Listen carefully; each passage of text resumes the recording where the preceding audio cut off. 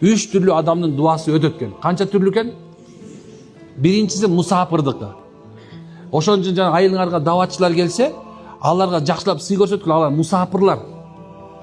Алар мусапыр болот. Ошон аларды чакырып бата дуасын алып калгыла. Балдарыңар жаман болуп атса, үй бүлө начар болса, аларга келгиле дагы анча-мынча тамак ашыңарды алып келип туруп, бизге бир бата берип коюңуз, үй бүлөбүз ынтымактуу болсун деп дуа сурагыла. Кабыл болот. Экинчиси зулум чеккен адамдык экен.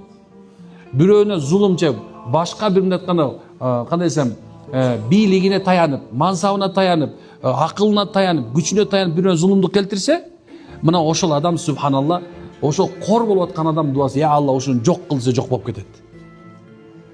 Ошол аялда кор болуп аткан болсо, нахак акысы жок. Анда сиз дуа, Кудай сактасын сиздин дуаңыздан. Мен көп эле билем. Канча эркектер жинди болуп өлдү.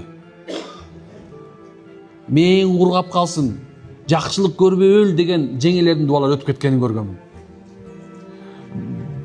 Эми кээ бирде ушундай сүйлөп коем да, мен эми өтө мактанып ийбейчи, мен өзү практик молдо болуп эсептелем. Практик деген субханалла дайым така 24 саат мындай элдин арасында жүрөм. Ошол себебинен субханалла кээ бир адамдардын мындай именно оозунан чыгып аткан нерсени угуп туруп, ошол адамдын ошондой өлгөнүн көрүп туруп жаназасын окугам мен.